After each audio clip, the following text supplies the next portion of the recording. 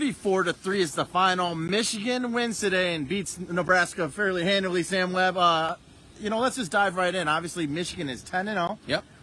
This game wasn't beautiful. It was sort of, whatever. Michigan went through the motions, we could say, right? But the run game did its job. Blake Corum did his job.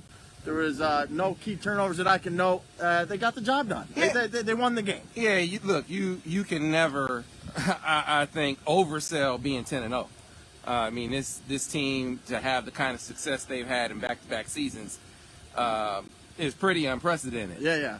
You look at what they are in the run game. It may seem like it was status quo in the run game from the standpoint of efficacy, sure, but how they do it is impressive. You look at how they continue to disguise their running game in ways. I'll give you a perfect example. Last week, they come out. You see, they're running counter, but the way the counter looks, the way they run it, adding an arc to it, kind of motion into it a different way. It was a very effective play. This week, you saw them come out in the first series. They ran a duo play, and they had Ronnie as the kicker right on the play. They just continue. I think if you think you have one thing, you think you have a bead on their running game, and you don't. The disguise of their running game is next level stuff. That was something that continues to stand out. So it's not just the physicality. It's not just them overpowering opponents. Then you look at the defense.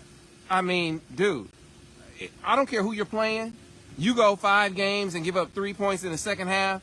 In 5 games, you're getting it done. We talked about the right excellent halftime adjustments, the pressure scheme that we see from Jesse Minter. We talked about Mike Elston and the great job that he's done with this defensive line with all they lost last season.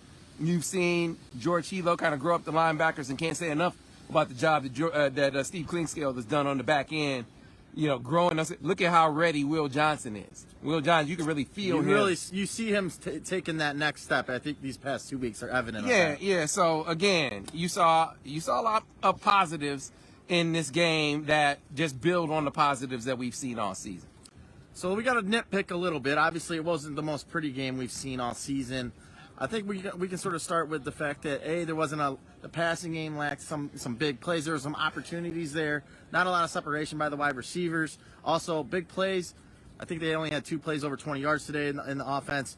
Not a lot of big runs. I think Blake Corum, he's chunking you, right? Getting those 8, 9 yards. 12 was his longest run. I think Stokes had a 17-yarder at the end of the game. So you want to see bigger plays there. But they've done that this season. But you want to see more production from the passing game. And then the one thing that we were talking about as we were walking down the tunnel, Sam, was that before halftime, the lack of, just desire to get in the end zone. I think it was letting the clock rush, of like just the clock management there was. Yeah, that was just. It was up to par, in my opinion. Well, Jim acknowledged after the game he mismanaged the clock going into the half. So, I mean, that just is what it is. Don't expect that to be an issue, especially with the acknowledgement of it. Not saying, everything was great. Know that they could do better there. But the passing game, that needs to grow. It's just no 2 ways about it. We've talked about it for weeks. And I think the approach that we saw last week was progress. That was my point. Right. They were taking the shots. And they were taking the shots when, you have this dynamic where you can run the football really, really well. It may not have been going as well against Rutgers in the early going, but if they had kept just pounding it would have worked. But you want to be very intentional. They were taking shots against coverage, defenses that were leaning coverage as opposed to going after to stop the run. So that shows you how intentional they were. First down throwing shows you how intentional they were. But you got to hit some of the shots, right? Yeah, you got to start hitting some of the shots. So watching this game today, the receivers were blanketed. They just were not open routinely, right? And so I saw a lot of the talk about, hey, well, where is that ball? And somebody was saying JJ regressed. I'm seeing these things. I was like, what are you watching? I saw JJ really give some one-on-one contested catch opportunities with really good ball placement down the sideline. And, on those few occasions where you need your receiver to make a play, they weren't able to haul those balls in. So those shots are being taken.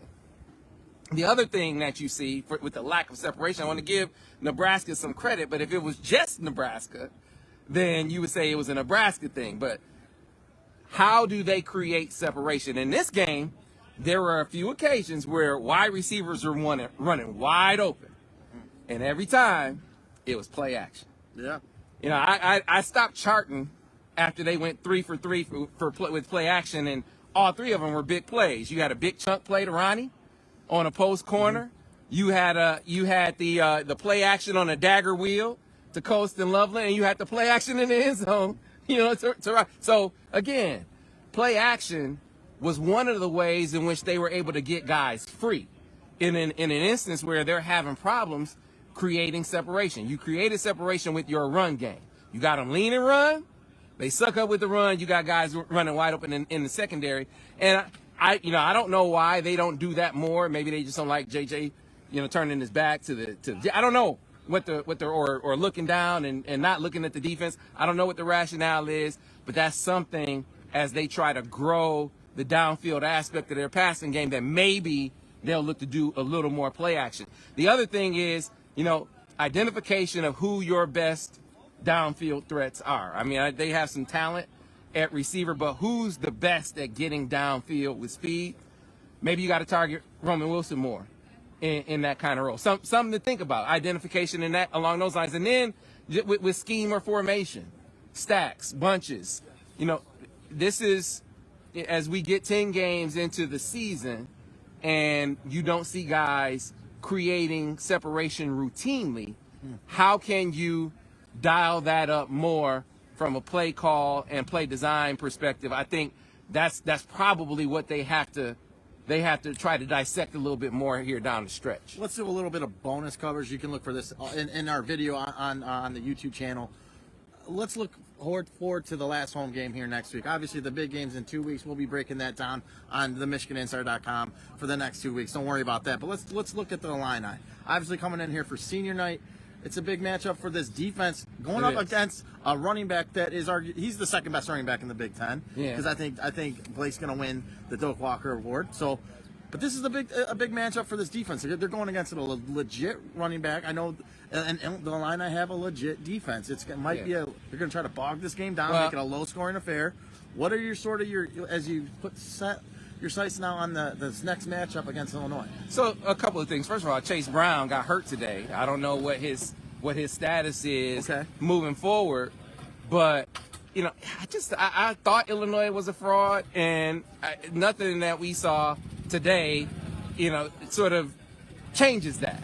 I think they're fraudulent. Right now, they're physical up front. I think they'll be one of the tougher teams to just blow off the football. But Michigan will be able to run the football on them. I think you go into this game, the defense is going to do its thing. I mean, they do not have a sophisticated passing attack, and if they're down Chase Brown, they're really in trouble. So that's something to watch over the course of the week. But offensively for Michigan, continuing to try to grow the passing, and they did some different things in the red zone. They talked about it. We saw the play action to Arani in the end zone. You had the quarterback sweep. They did some different things, but what I'm talking about is in the passing game, continuing to try to find ways to grow that piece of it in anticipation of needing it. They haven't needed it. Well, let me add to that, Sam. Let me say this.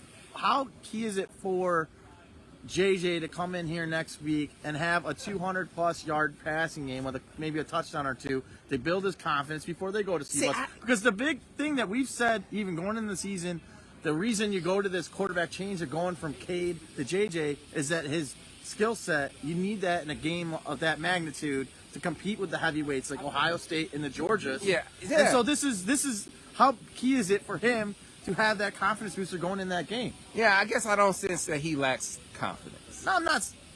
But just to have that type of game. Yeah, I think it's important for the offense. To rep what they're going to need to show in some game at some point. Frankly, that who knows if they're going to have to use it. If the weather is like today, what they do well is probably going to be what rules the day.